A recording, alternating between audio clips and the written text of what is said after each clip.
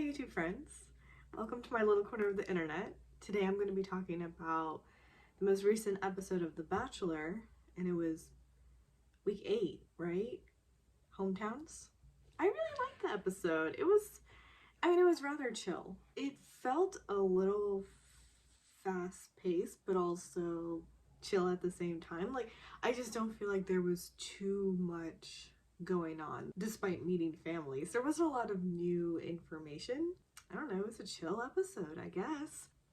From the previews, they were trying to drum up drama because like kind of pulling certain lines that fathers or grandfathers or older brothers had said, and it turned out to really be a swell time at all of the houses, honestly.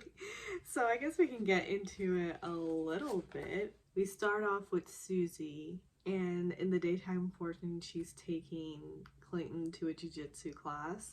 I do love that she talked about how when she lived in Japan, that's when she started taking the class, and it really helped her internally because she had body insecurity issues, and through jiu-jitsu completely had a shift of mindset on how she views her body, and now it's this powerful weapon. How kick-ass is that? Not to mention she kicked ass, like quite literally almost choked Clayton. Like, he had to tap out. So that was really funny. I love how they brought up the shrimping. That was hilarious. I wonder if producers asked them or if they were just like, I mean, I'm assuming Susie's actually quite high up. I think she had like a blue belt on. So I wonder if she was just like, hey, we gotta talk about shrimping.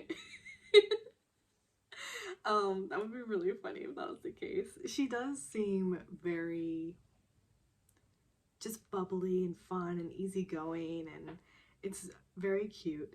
And she, before going to meet with her parents, talks about how when she, I guess, was younger, she always just wanted to get out of that town. She didn't feel like she fit in. And I guess when she was out of town, then her dad got really sick and she came back home and now feels like home is where she's meant to be. And then they go into the nighttime portion and Clayton is meeting her family. I mean, they're just really nice, sweet people.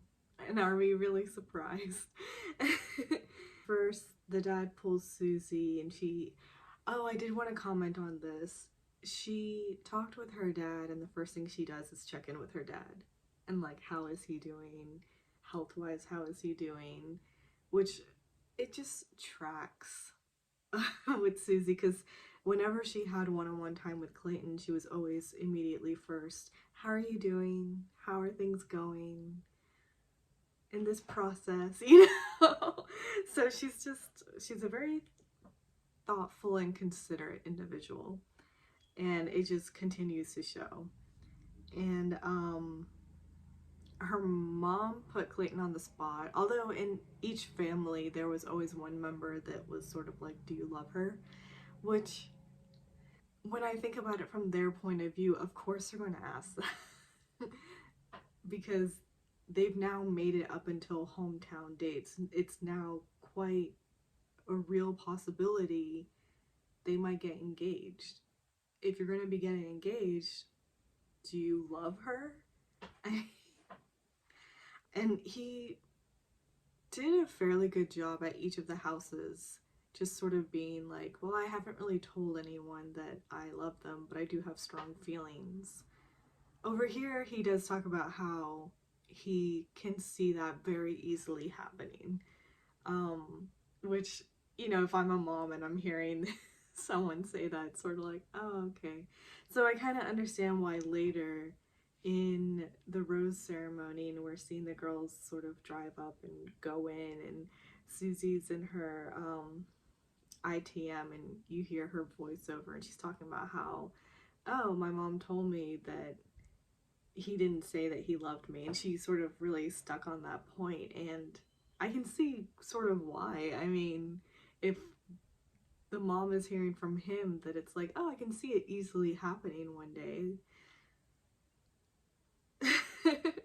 um, yeah, but the parents do talk about how they do see a connection over there. So, and they're not the only parents that said that. I mean, Rachel's dad said that.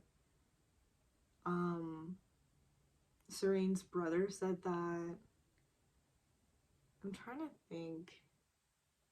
In Gabby's, did anyone talk about a connection over there? Not so sure. Although, so Gabby's is next, and I don't really want to jump the gun and really get into the nighttime portion with her dad because I have some questions. So let me backtrack. Gabby first takes him hiking, and there's a proposal rock. Okay. Um, anyway, they seem to just really have a good time with each other. They're very, I keep saying chill and easygoing, but that's really the case. And most of these girls just are very chill and easygoing. They just all have different sort of flavors to them. Like Susie's more on the sweet and bubbly side, and Gabby is, also sort of bubbly, but more like funny and goofy, I guess. And although Serene is more on the sweet side and just easygoing, and I can't think of anything else. But with Gabby, I don't know if, I mean, I learned about bear safety.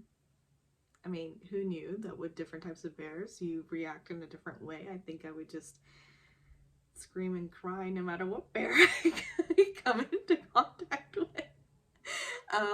But hopefully that's some knowledge that stuck in there on the odd chance I would ever come across a grizzly bear. Going to the nighttime portion, she talks many times, especially in her ITMs, about how she wished that her father was there because they do have a very special connection, and this is a monumental thing that's about to happen. So I can understand, like, out of everyone in your family, there's probably that one person that you're just like, okay, I really need you to meet them though. Her grandpa was amazing. He was so funny. They have this wonderful relationship together. It made me like, it just made my heart go. A beautiful relationship that see they're sort of teasing at each other. He calls her a dingbat. It's just super sweet. It made me a little nervous towards the end when he talked about, this is forever. I mean, it better be forever, because if it's not forever, I'm coming back and haunting you. And that was the only point where I was like, oh, come on, Grandpa. Like, sometimes shit happens. I mean, I'm not saying get married with the thought that, oh, well, there's always divorce. I understand the gravity of making a commitment like this. Absolutely. But want I don't want it to come off as divorce is absolutely not an option, because sometimes it's the only option. Like, you have to, you need to. I'm from a family of divorced parents. And also, her parents are divorced, so it's a little surprising that he sort of made a comment like that. I do like that Gabby sort of went very sweet and was like, oh, you should come and haunt me anyway. Oh. Okay. So anyway, yeah, her dad does end up showing up, and they do this very Love Actually kind of situation. He stands like 7 feet, 7 or 8 feet away from her, and he's holding the cards. Pretty sure he doesn't even have to yell. He just needs to talk a little loudly, and she'd be able to hear him. So this is, I guess, something that I just did not understand. If he is coming and he's coming to this trouble to come over there, I understand taking precautions. There's a whole situation with his girlfriend. She recently, I believe, got diagnosed with cancer and so is immune compromised, and they have to be very careful about COVID. Like, completely understand all of that. But he came so far as to be on her driveway and she's on the front porch, literally like 8 feet, away from her. They could have talked to each other, and you can tell how lovely a connection they have. It was very strange that they didn't. Also, there are phones. How cute would that have been if she's on her phone on the porch, even her mom's phone, because she's not allowed to have her phone, but like if she's on her phone on the porch and he's at the end of the driveway and he's on his phone, that would be super sweet and cute. And it's not like you have to have a cameraman next to him. You can just have a camera from her end pointing towards him as it was already, And it's like, I like that Clayton had given them some time to themselves in the beginning, and he quite literally came out just at the end as her dad is getting in the car and leaving. But that's another thing where it was like, if this is such a big, important meeting to be happening, why aren't we seeing that? I mean,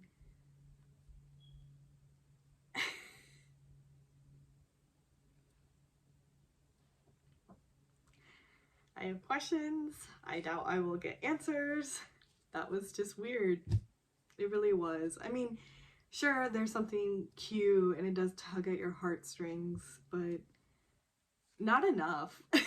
Because most of it, I was just like, he's right there. Like, just talk.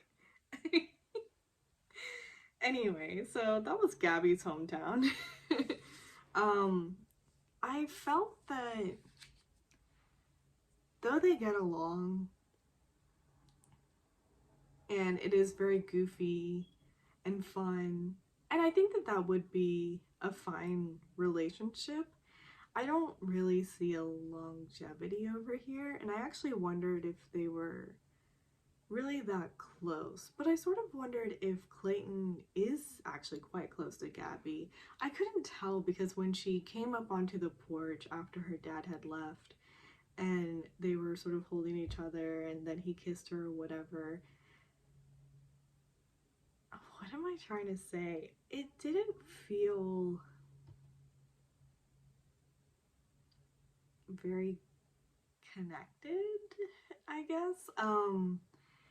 Let's just say it didn't feel like they were really that much of a close romantic relationship. It just didn't quite seem that way. But it's also possible that she was in her emotions because her dad was just there and then left suddenly and she didn't even talk to him. So it's completely possible that she was just, feeling all of that, and so it didn't transpire between her and Clayton that much. But I don't know, just something to take note of. I wonder if she might be the next to go. But first, to get to the one who did end up going, Serene. Serene is just so serene. She really lives up to her name. She's like calm and cool and chill, but also very sweet because her smile. I mean, she really is just, and so beautiful. Anyway, so she took him to some sort of climbing obstacle course tower thing.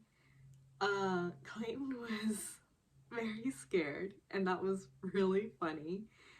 And at one point he has to sort of walk across this walkway, and each step is like a little wooden block sort of thing he has to step on. And granted, yes, it's very high, and they are harnessed over there. Clayton was going so slowly across this thing, and like every step was literally